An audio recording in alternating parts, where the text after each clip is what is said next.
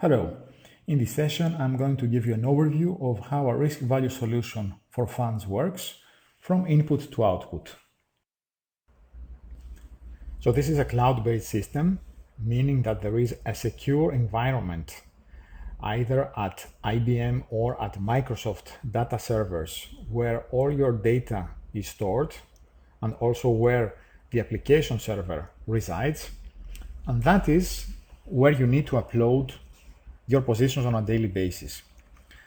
As a result, for you, this means that there is no software to install within your location. You don't need any kind of hardware, and also you don't need to have any kind of dedicated IT personnel to handle this. All you need to do is you collect your position, or end of day data, generally from your fund administration, if that's appropriate for you.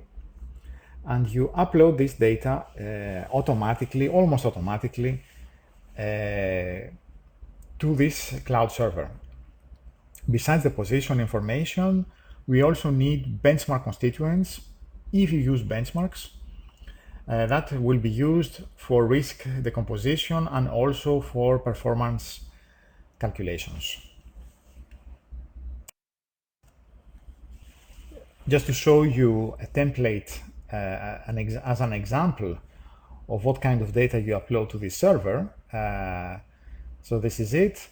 It's just an Excel spreadsheet with different columns containing information on each instrument, the easing code, the product symbol, the trading venue, and other characteristics relevant to this position or to this instrument. Every fund that we speak to has its own peculiarities. So our solution is not an off-the-shelf solution. It's a solution that needs to be customized to fit your own needs. There is some work that needs to be done at the beginning of our cooperation. So initially, one of the first things that we need to define concerns the portfolios, your portfolios. Are we going to collect everyday transactions or end-of-day positions? What kind of data templates are we going to use? What sort of instruments should we expect to find in there? Also, do you use partial portfolios? Based on what kind of criteria the trades go into such partial portfolio or to another partial portfolio? And maybe also hierarchical groupings of your portfolio so that you can see value at risk at the top level while being able to decompose at a lower portfolio level.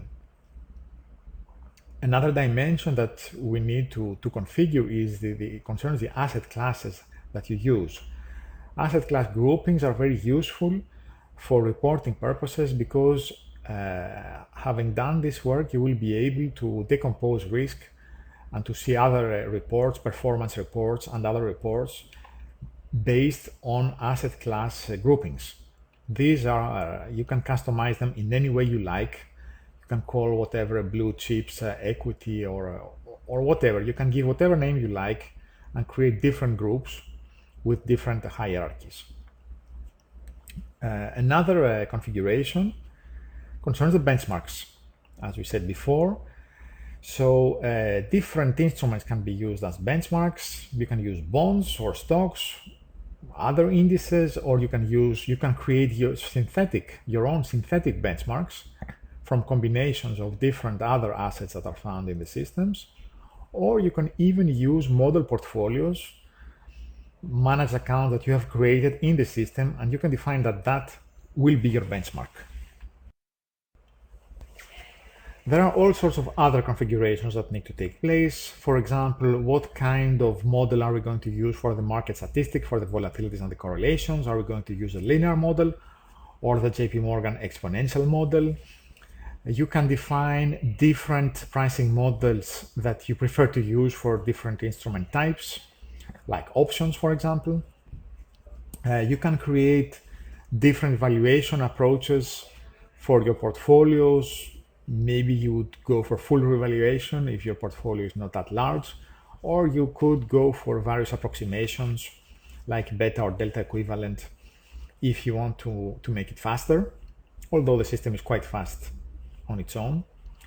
You can decide to use a risk factor model, for example, in the equities, where the system will calculate betas depending on this beta model that you have defined. Also, what kind of yield curves should the system use for example, for the corporate bonds that you may have, and also what kind of VAR method are we going to use? Are we going to run a Monte Carlo simulation or historical? How many observations are we going to use? Time horizon, and other parameters. The final step of this initial configuration concerns the creation of stress test scenarios. These scenarios are going to be executed, let's say, every week or whatever frequency you have defined. Of course, you can you can change the stress scenarios or add new ones. What kind of risk limits are you going to define? So we will be able to monitor your current exposure every week, let's say, against these limits. We need to define the reports that you prefer. We have hundreds of reports. However, you probably have some preferences for some of them, or maybe you would like to change the format, the layout, what columns are used, and other characteristics of the reports. How frequently are we going to run the value at risk calculations, and also how frequently, when are we going to send you the different risk reports coming out of the system.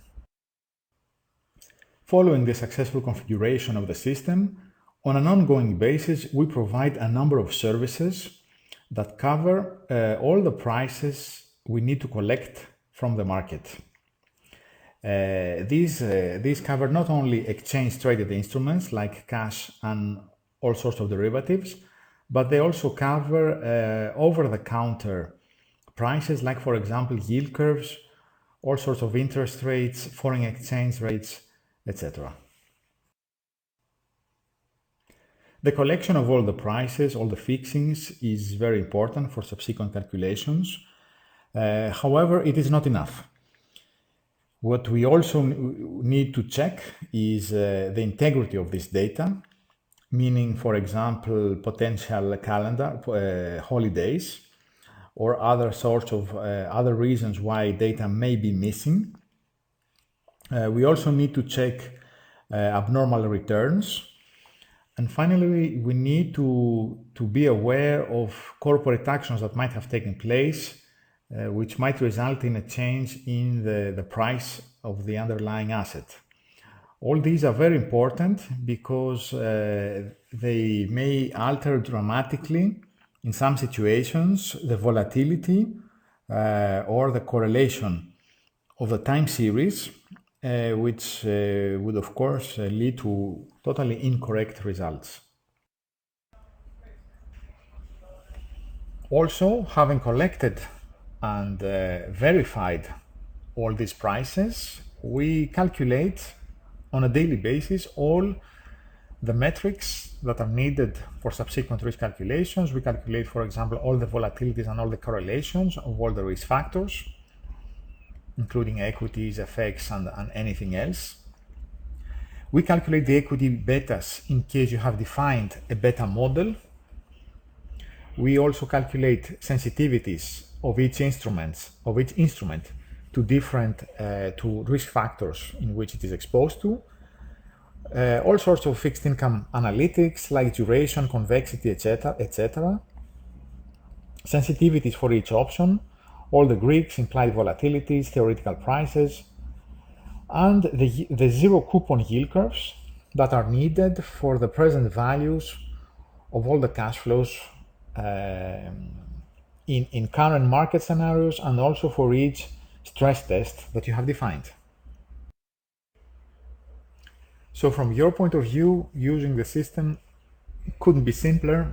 All you need to do, having uploaded your positions, is to check every day, to log into the system and to get the reports via our web-based report viewer.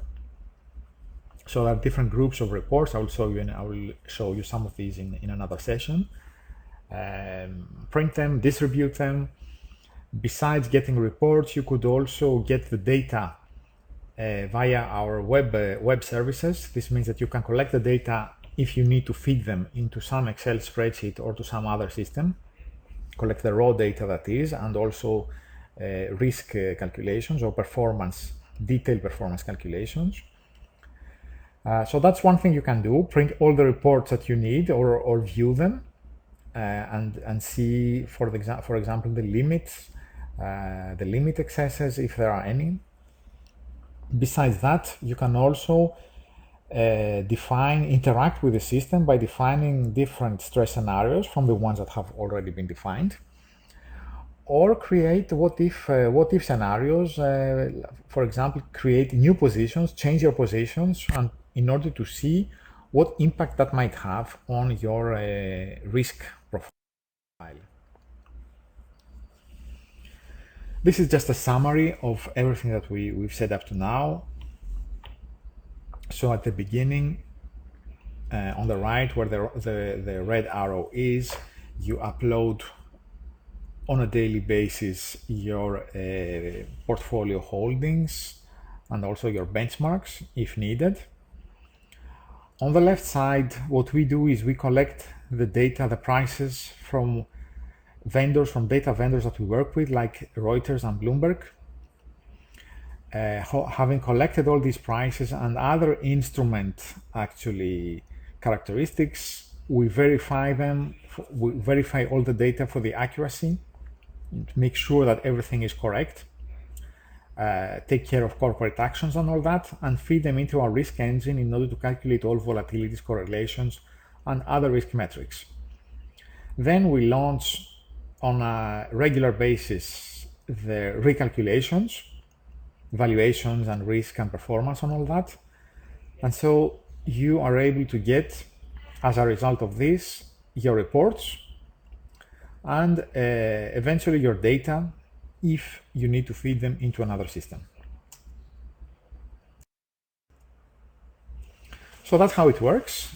You can get additional information about all this on our website. Also, I invite you to follow us on different social media that we are active in to get further information. Thank you for your attention.